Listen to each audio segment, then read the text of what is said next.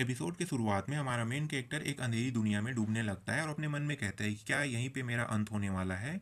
क्या कोई मुझे बचाने के लिए नहीं आएगा। तभी हमारे मेन कैरेक्टर को कोई आवाज़ लगाने लगता है, फ्रे क्या तुम लंबे समय तक सोने वाले हो। हमारा मेन कैरेक्टर जो होता है वो उस आवाज़ को सुनकर अपने आँख को खोलकर इधर उधर देखने लगता है और उसके सामने सेंटेंस बैठी हुई सेंटेंस से उसके सामने सेंटेंस होती है। सेंटेंस जो होती है वो हमारे मेन कैरेक्टर को देखकर कहती है, ओह तो तुम फाइनली उठ गए। ये जो आज मेरी हालत हुई है ये सब तुम्हारी वजह से हुई है। फिर हमारा मेन कैरेक्टर डरने लगता है और पीछे की ओर जाने लगता है। उसी वक्त पीछे से हमारे मेन कैरेक्टर की ओर एक हाथ आगे की ओर बढ़ने लगता है और ये प्रिंसेस का हाथ होता है। प्रिंसेस जो होती है वो हमारे मेन कैरेक्टर को पकड़ लेती है और हमारे मेन कैरेक्टर से कहती है कि क्या तुम इसी तरीके से फन करने के लिए जितने भी लोग हैं उन सभी को मारते हो। हमारा मेन कैरेक्टर डर जाता है और डर के मारे अपने हाथ को इधर उधर करते हुए झटकाने लगता है। उसी समय हमारे मेन कैरेक्टर के हाथ पर खून आ जाता है। इसे देखकर हमारा मेन कैरेक्टर कहता है कि यहाँ पे अचानक से खून कैसे आ गया। तभी आगे से यंग मास्टर कहते हुए हमारे मेन कैरेक्टर की ओर कानिया आने लगती है और हमारे मेन कैरेक्टर को बताती है कि यंग मास्टर, आपने मुझसे जो करने के लिए कहा था वो सब चीज़ मैंने किया, फिर भी मेरी जो हालत है वो ऐसे क्यों हो गई। और हमारे मेन कैरेक्टर को ये सभी महिलाएं पकड़ लेती हैं और उसे खींचते हुए अंधेरी दुनिया की ओर ले जाने लगती है। तभी हमारे मेन कैरेक्टर को दिखाया जाता है जो अंधेरी दुनिया की ओर जाने लगता है और लोगों से मदद मांगने लगता है कि कोई मेरी मदद करो, कोई मेरी मदद करो। फिर सीन चेंज हो जाता है। इस सीन में बाहर का सीन दिखाया जाता है जहाँ पे बिल्ली जो होती है वो हमारे मेन कैरेक्टर के हाथ को पकड़ लेती है और कहती है कि इसकी जो सबकॉन्शियस है वो काफ़ी वाइल्ड चल रहा है अभी, मुझे किसी भी कीमत में यंग मास्टर को इस इस खतरनाक दुनिया से बाहर निकालना होगा। क्या कि हमारे मेन कैरेक्टर को पकड़कर ये खींचने लगती है, लेकिन ये ऐसा कुछ भी नहीं कर पाती और हमारा मेन कैरेक्टर जो होता है वो लगातार अंधेरी दुनिया में डूबने लगता है और हेल्प हेल्प मी कह के मदद मांगने लगता है। फिर हमारा मेन कैरेक्टर जो होता है वो अचानक एक वाटर से भरे बुलबुले के सामने आकर भड़ांग से गिरता है और देखता है अपने आसपास के एरिया को जो साफ सफाई जैसा क्लियर दिखाई देने लगता है और हमारे मेन कैरेक्टर को एक आवाज़ सुनाई देता है। हमारा मेन कैरेक्टर जो होता है उस आवाज़ को सुनकर देखते हुए उठते हुए कहता है कि मदर क्या आप हो। इसकी जो मदर होती है वो हमारे मेन कैरेक्टर को बताती है कि मैंने तुम्हारे सब कॉन्शियसनेस में कुछ समय के लिए मैजिक पावर जो है वो मैंने डाल दिया था जिससे तुम कुछ समय के लिए ये जो नाइटमेयर सपना है उससे तुम बाहर आ सकते हो। यही मेरा आखिरी गिफ्ट है तुम्हारे लिए, कह के हमारे मेन कैरेक्टर को गले लगाकर यहाँ से चली जाती है और हमारा मेन कैरेक्टर जो होता है वो मदर मदर कह के चिल्लाने लगता है और रोने लगता है। फिर सीन चेंज हो जाता है। इस सीन में कानिया को दिखाया जाता है। कानिया जो होती है वो उड़ जाती है और हमारे मेन कैरेक्टर को पुकारते हुए हमारे मेन कैरेक्टर को देखने लगती है। हमारे मेन कैरेक्टर से पूछती है कि यंग मास्टर क्या आप ठीक हो, क्या आप ड्रीम वर्ल्ड से वापस आ गए। हमारा मेन कैरेक्टर जो होता है वो कानिया को देखकर कहता है कि वो जो कैट है वो तुम ही थी ना। कानिया जो होती है वो एक लेटर को ले लेती है और हमारे मेन कैरेक्टर को देखते हुए कहती है कि यंग मास्टर मुझे माफ़ कर देना, मैं आपकी कोई भी मदद नहीं कर पाई। फिर हमारा मेन कैरेक्टर जो होता है वो कानिया को बताता है तुम्हें ये सब चीज़ बोलने की ज़रूरत नहीं है।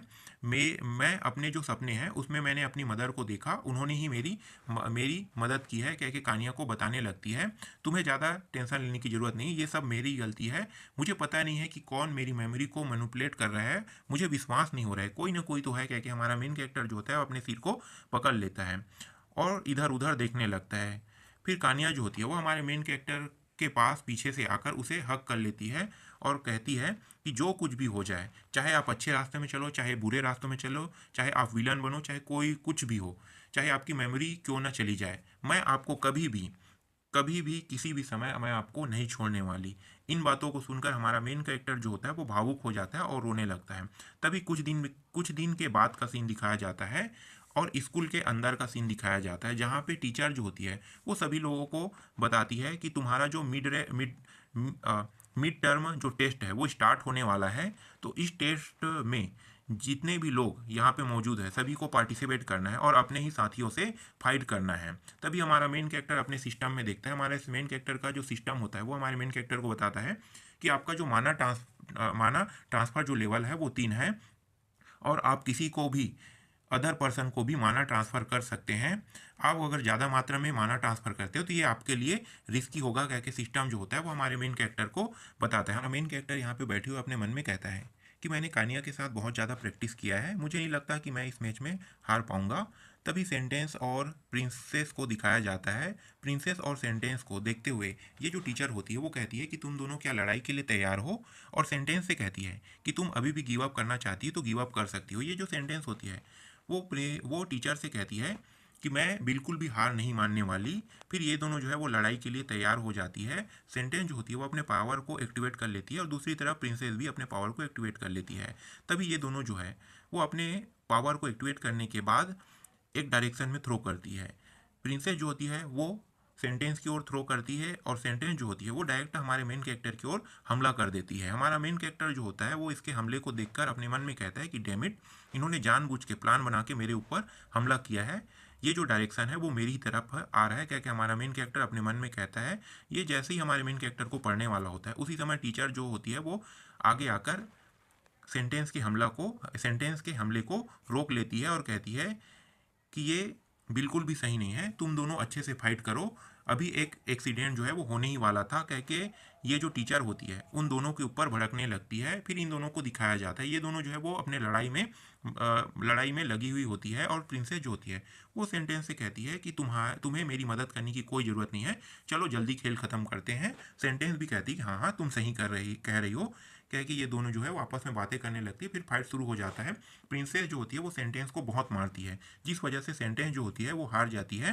तभी टीचर जो होती है वो अनाउंस करती है कि इस लड़ाई में प्रिंसेस जो है वो जीत गया, सेंटेंस जो है वो हार गया। अब जो दूसरी लड़ाई होने वाली है वो इरिना और फ्रे के बीच होने वाला है। इरिना और फ्रे दोनों स्टेज में स्टेज में आइए कह के टीचर जो होती है इन दोनों को बुलाती है। हमारा मेन कैरेक्टर जो होता है वो वहाँ खड़ा हो जाता है और स्टेज की ओर जाने लगता है। कान्या जो होती है वो हमारे मेन कैरेक्टर से कहती है कि यंग मास्टर, आप अपने आप को ज़्यादा बिल्कुल भी पुश मत करना। और हमारा मेन कैरेक्टर हाँ करके नीचे उतरने लगता है। तभी ये स्टेज में आ जाता है और टीचर जो होती है वो हमारे मेन कैरेक्टर और इरिना दोनों से कहती है कि जब तक मैं रेडी ना कहूँ तब तक तुम दोनों फाइट करना बिल्कुल भी स्टार्ट मत करना।